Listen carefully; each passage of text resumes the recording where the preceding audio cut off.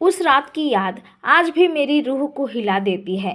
मैंने कभी सोचा भी नहीं था कि मेरी ज़िंदगी की सबसे खुशहाल कही जाने वाली रात मेरी ज़िंदगी की सबसे दर्दनाक याद बन जाएगी। शादी की शहनाइयों की गूंज अभी भी मेरे कानों में थी। घर वालों की दुआएं, रिश्तेदारों की बातें और सबके चेहरे पर खिली मुस्कान, सब कुछ किसी सपने जैसा लग रहा था। मैं दुल्हन बनी थी, लाल जोड़े में, हाथों में चूड़ा, माथे पर सिंदूर और दिल में अपने नए जीवन के लिए ढेर सारे सपने। लेकिन मुझे क्या पता था कि ये रात मेरे सारे सपनों को तोड़कर रख देगी। मैं जब पहली बार अपने पति के कमरे में गई तो सब कुछ बहुत खूबसूरत सजा हुआ था। बिस्तर पर फूल बिखरे थे, दीवारों पर लाइटें झिलमिला रही थी और कमरे में खुशबू का ऐसा जादू था कि सांसें तक थम जाए। मेरे मन में हल्की घबराहट थी, लेकिन तभी जब मेरी नज़र अपने पति पर पड़ी, मेरे पैरों तले ज़मीन खिसक गई। मेरे सामने बैठा इंसान वैसा नहीं था जैसा मैंने सोचा था। उसकी आंखों में एक अजीब सा सन्नाटा था, चेहरा बिल्कुल सफ़ेद, होठ कांप रहे थे और उसकी निगाहें मुझ पर नहीं, बल्कि कमरे के कोने में कहीं जमी हुई थी।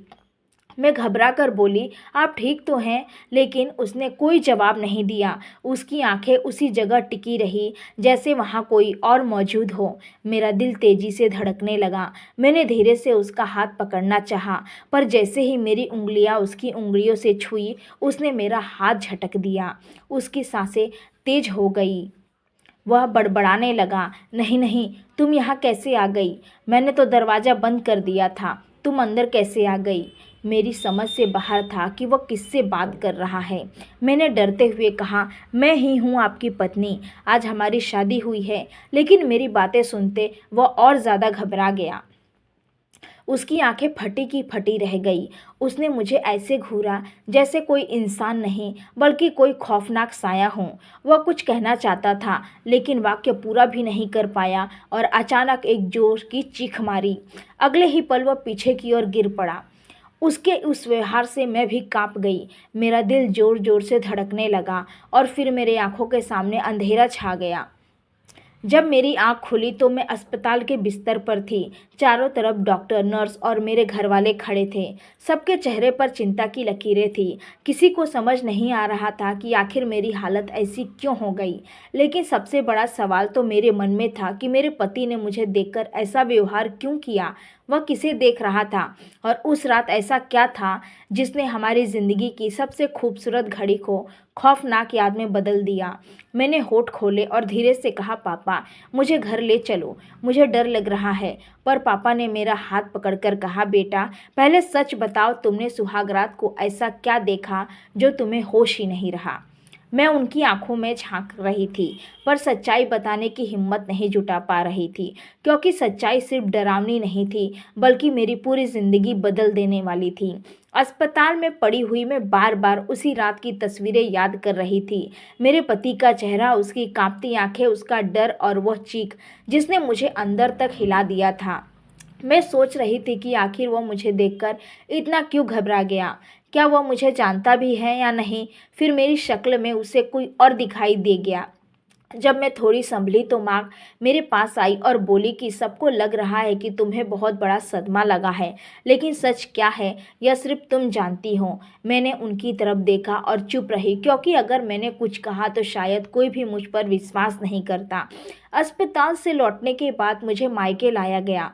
मेरे पति और उनके परिवार वाले मुझसे मिलने तक नहीं आए। हर किसी के मन में सवाल था कि पहली ही रात ऐसा क्या हो गया, लेकिन मेरे पास कोई जवाब नहीं था। मेरे पापा ने धीरे से कहा कि हमें सच्चाई जाननी ही होगी, वरना यह शादी सिर्फ नाम की रह जाएगी। मैं चुपचाप सिर झुकाकर बैठी रही, लेकिन मन के अंदर एक तूफान चल रहा था। मैं सोच रही थी कि अगर यह बात खुली तो मेरी शादी ही नहीं, बल्कि मेरी इज्जत भी खतरे में पड़ जाएगी। कुछ दिन बाद मेरे पापा मुझे ससुराल ले गए। वहाँ का माहौल अजीब सा था, सन्नाटा और किसी अनकही बेचैनी से भरा हुआ।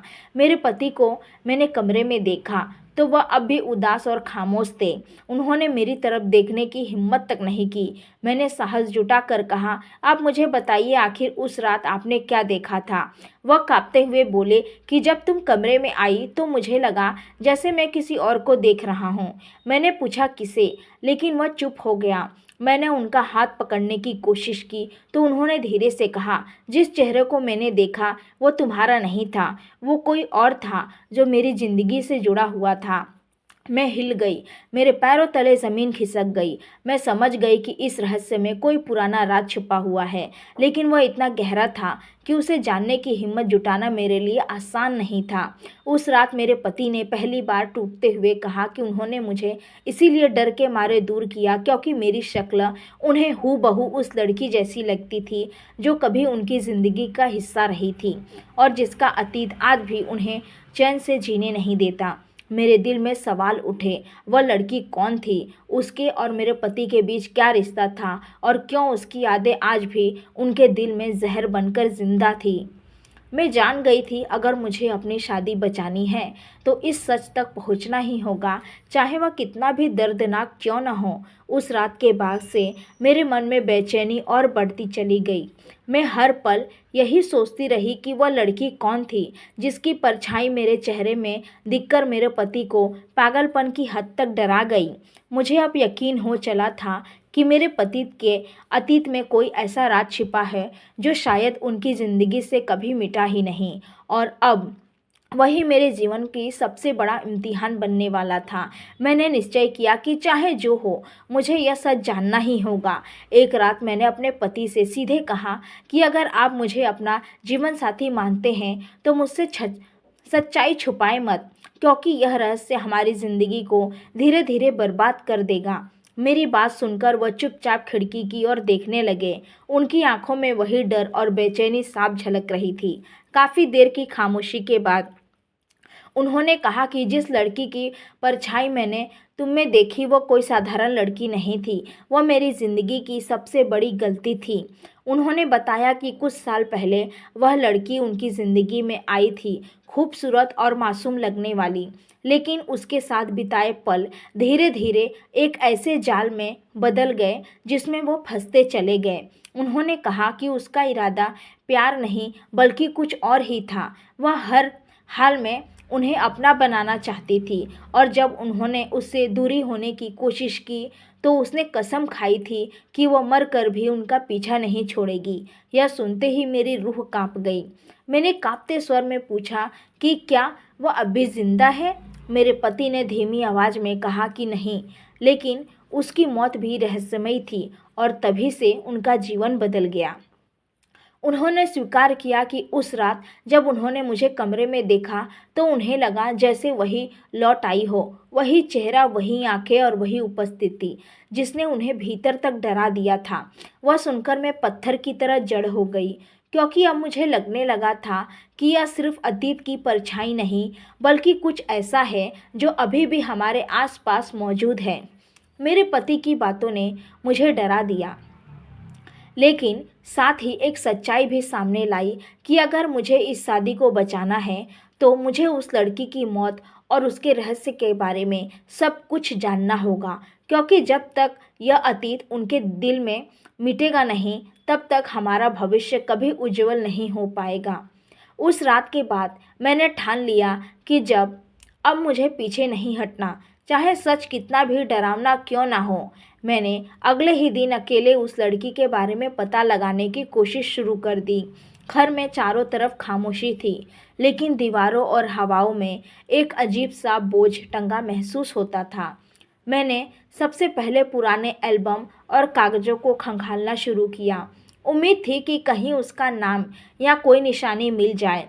कोई तस्वीरों में मैंने देखा कि मेरे पति के चेहरे पर वही मुस्कान थी और जो गायब हो चुकी थी, और उन तस्वीरों के बीच एक ऐसी तस्वीर भी थी जिसे बड़ी सावधानी से छिपाया गया था। उसमें वही लड़की थी जिसकी परछाई मेरे चेहरे में मेरे पति ने देखी थी। उसकी आंखों में अजीब चमक थी और उसके चेहरे पर ऐसा भाव जैसे वह सब कुछ पा लेने का दावा कर रही हो। तस्वीर देखते ही मेरे भीतर सिहरन दौड़ गई।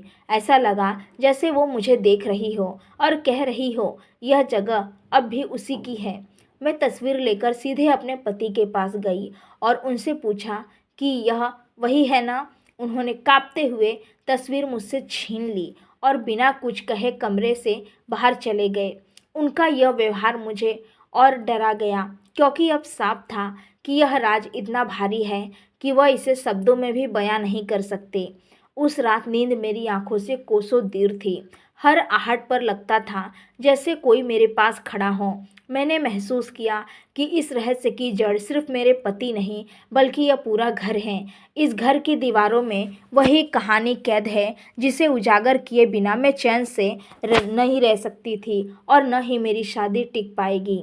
मेरे मन में अब बस एक ही ख्याल था कि चाहे मुझे कितनी भी गहराई में जाना पड़े, मैं उस लड़की की सच्चाई उजागर करूंगी और यह जानकर रहूंगी कि वह मरकर भी क्यों चैन से नहीं सो पाई। उस रात के बाद मेरे मन और शरीर में एक अजीब सी बेचैनी बस गई थी। ऐसा लग रहा था जैसे मेरी रगों में खून की जगह डर दौड़ रहा है और मेरी सांसों में अनजाने घुटन घुल चुकी हो।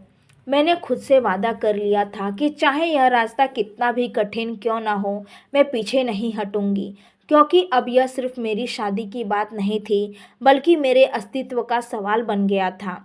मैं जान चुकी थी कि जब तक उस लड़की का सच मेरे सामने नहीं आएगा, तब तक मैं चैन से जी नहीं पाऊंगी, और शायद यह घर भी मुझे कभी अपना नहीं मानेगा। अगले दिन सुबह मैंने अकेले ही घर का कोना कोना खंगालना शुरू किया। पुराने संदूक, ताले लगे बक्से और किताबों की धूल भरी अलमारियां, हर जगह मैं उस अतीत की छाया को खोज रही थी जो अब मेरे वर्तमान को निगलने लगी थी। घंटों की तलाश के बाद मुझे एक पुरानी डायरी मिली, पीले पड़े पन्नों वाली, जिसकी खुशबू भी अजीब सी थी। ऐसा लगा जैसे वो सालों से मेरा इंतज़ार कर रही हो। मैंने कांपते हाथों से डायरी खोली और उसमें लिखी स्याही को पढ़ना शुरू किया। हर पंक्ति जैसे मेरे दिल पर चोट कर रही हो। वह लड़की जिसका नाम रश्मि था, उन्हीं पन्नों में सांस ले रही थी। उसने लिखा था कि वह मेरे पति को पाने के लिए किसी भी हद तक जा सकती है, चाहे दुनिया उसके खिलाफ हो जाए।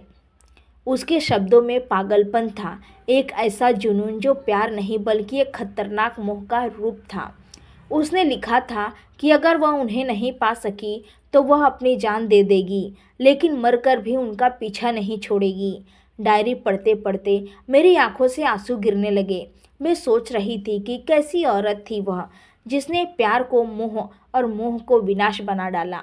मैंने डायरी के आखिरी पन्ने खोले तो उसमें एक तारीख और कुछ आखिरी शब्द लिखे थे। आज सब खत्म हो जाएगा। आज वो मुझे छोड़कर जा रहे हैं, लेकिन मैं हार मानने वालों में से नहीं हूँ। मैं उनकी होकर रहूँगी, चाहे दुनिया मुझे मिटा भी दे। यह पढ़कर मेरी रूह कांप गई। मैं समझ गई कि यह वो दिन था जिस दिन उसकी मौत हुई थी, लेकिन यह मौत कैसे हुई, यह सवाल अब मेरे सामने खड़ा था। उसी शाम मैंने अपने पति से उस डायरी के बारे में पूछा। पहले तो उन्होंने कुछ भी कहने से इनकार कर दिया, लेकिन जब मैंने डायरी उनके सामने रखी तो उनका चेहरा पीला पड़ गया। उन्होंने थरथराते हुए कहा कि हाँ, यह वही डायरी है जिसे उन्होंने उनकी मौत के बाद छुपा दिया था, ताकि कोई सच्चाई तक न पहुंच पाए। मैंने उनसे कहा कि मुझे सब कुछ जानना होगा, वरना यह डर हमें कभी चैन से नहीं जीने देगा। तब उन्होंने आंखें बंद करके सारी बात बतानी शुरू की। उन्होंने कहा कि रश्मि से उनकी मुलाकात कॉलेज के दिनों में हुई थी। वह खूबसूरत थी, आकर्षक थी और पहली नज़र में सबको अपना दीवाना बना लेने वाली थी। शुरुआत में वह उसकी दोस्त से खुश थे, लेकिन जल्द ही उन्होंने महसूस किया कि उसकी दोस्ती सिर्फ दोस्ती नहीं, बल्कि एक खतरनाक जाल है। वह हर पल उन पर निगरानी रखती थी, किसी भी लड़की से बात करने पर गुस्सा हो जाती थी, और धीरे धीरे उसकी चाहत पागलपन में बदल गई थी। जब उन्होंने उससे दूरी बनाने की कोशिश की तो उसने धमकी दी कि अगर वह उसे छोड़ देंगे तो वो खुद को ख़त्म कर देगी। उन्होंने बार बार समझाने की कोशिश की, लेकिन वो सुनने को तैयार नहीं थी। अंत में एक दिन उसने अपने ही घर में आग लगा ली और उसी आग में उसकी मौत हो गई। मेरे पति की आंखों से आंसू बह रहे थे जब उन्होंने कहा कि वह उस दिन में खुद को जिम्मेदार मानते हैं। उन्हें लगता है कि उनकी वजह से वो लड़की मरी और उसकी आत्मा आज भी उन्हें चैन से जीने नहीं देती। उनकी बात सुनकर मेरे भीतर सन्नाटा छा गया। मैं समझ गई कि यह राज कितना गहरा और कितना दर्दनाक है। मैंने उनका हाथ पकड़कर कहा कि अतीत को बार बार जीकर हम सिर्फ खुद को सज़ा देते हैं, लेकिन शायद रश्मि की आत्मा को शांति भी तभी मिलेगी जब यह सच सामने आए कि वह जान पाए कि प्यार किसी का अधिकार नहीं, बल्कि विश्वास और स्वतंत्रता का नाम है। उस रात मैंने सोचा कि मुझे यह सब खुद खत्म करना होगा। अगले दिन मैं रश्मि के पुराने घर गई। वहाँ अब कोई नहीं रहता था। चारों तरफ जले हुए दीवारों और राख की बुआक अब भी फैली थी। मैंने दरवाजे के पास खड़े होकर आंखें बंद की और धीरे से कहा कि अगर रश्मि की आत्मा सच में मौजूद है तो वो मेरी प्रार्थना सुन ले। मैंने कहा कि मैं उसकी दुश्मन नहीं हूँ, मैं सिर्फ उसकी पीड़ा को समझना चाहती हूँ। अचानक एक तेज हवा का झोंका आया और दरवाज़ा अपने आप खुल गया। मैं काँप गई, लेकिन अंदर कदम रखा। वहाँ हर कोने में अतीत की चीखें गूंज रही थी। जली हुई दीवारें जैसे उसकी वेदना बयां कर रही थी। मैंने आंखों में आंसू भरकर कहा, अगर उसने सचमुच मेरे पति से प्यार किया था तो उसे समझना चाहिए कि प्यार किसी को डराने या बांधने का नाम नहीं होता। धीरे धीरे मुझे लगा जैसे कमरे का बोझ हल्का हो रहा हो, जैसे कोई अनदेखा साया धीरे धीरे विदा ले रहा हो। उस रात जब मैं वापस घर आई तो पहली बार मेरे पति ने मेरी आंखों में सीधे देखा। उनके चेहरे पर जो डर हमेशा छाया रहता था वो कुछ कम लग रहा था। उन्होंने मेरा हाथ पकड़कर कहा कि शायद अब वह हमें छोड़कर चली गई है। मैंने भी महसूस किया कि कमरे की दीवारें जो पहले भारी लगती थी अब हल्की लग रही थी। मुझे लगा कि हमने उस अधूरी कहानी को पूरा कर दिया है। दिन बीतते गए और धीरे धीरे हमारे रिश्ते में नमी आने लगी। अब वह मुझसे आंखें चुराते नहीं बल्कि खुलकर बातें करते। हमने अपने अतीत की राख पर नया भविष्य बनाना शुरू किया। लेकिन इस पूरी घटना ने मुझे एक बात गहराई से सिखा दी कि प्यार अगर सम्मान और विश्वास के बिना हो तो वो सिर्फ विनाश लेकर आता है। रश्मि की कहानी सिर्फ एक औरत की नहीं बल्कि उस समाज की भी कहानी थी जहाँ अक्सर लोग मोह और प्यार के फ़र्क को समझ नहीं पाते। आज जब मैं पीछे मुड़कर देखती हूँ तो सोचती हूँ, अगर उस रात मैंने हार मान ली होती तो शायद मैं भी उस अधूरे अतीत की परछाई में खो गई होती। लेकिन मैंने हिम्मत की और सच्चाई का सामना किया। यही कारण है कि आज मैं और मेरे पति एक नई जिंदगी जी रहे हैं। रश्मि की आत्मा को भी शायद शांति मिल गई, क्योंकि अब वह हमारे सपनों में नहीं आती, न ही उसकी परछाई मेरे चेहरे में दिखाई देती। इस कहानी का अंत यहाँ होता है, लेकिन यह सिर्फ मेरी कहानी नहीं है बल्कि उन सबकी कहानी है जो मोह और जुनून को प्यार समझ लेते हैं। प्यार कभी ज़बरदस्ती नहीं हो सकता, यह हमें स्वतंत्रता और सम्मान पर टिका होता है। अगर हम किसी को सचमुच प्यार करते हैं तो हमें उसे पाने की जिद नहीं करनी चाहिए, बल्कि उसे खुश देखना चाहिए, चाहे वो हमारे साथ हो या किसी और के। मेरा यही संदेश है कि हमें अपने बच्चों को बचपन से यह समझाना होगा कि प्यार अधिकार नहीं बल्कि एक जिम्मेदारी है। हमें उन्हें सिखाना होगा कि किसी की ज़िंदगी में अपनी जगह बनाने के लिए भावनाओं का सम्मान करना ज़रूरी है, नहीं तो वही भावनाएं किसी की ज़िंदगी को खौफनाक अतीत बना देती है। रश्मि की कहानी यही कहती है कि मोह का अंत हमेशा विनाश है और प्यार का अंत हमेशा शांति। दोस्तों, उम्मीद करती हूँ आपको यह कहानी ज़रूर पसंद आई होगी। कहानी पसंद आई है तो वीडियो को लाइक और शेयर करना ना भूलें और ऐसी ही कहानियाँ सुनने के लिए हमारे चैनल को सब्सक्राइब ज़रूर करें। नोटिफिकेशन बेल को ऑल करना ना भूलें, जिससे वीडियो की आने वाली हर लेटेस्ट अपडेट सबसे पहले आपको मिले।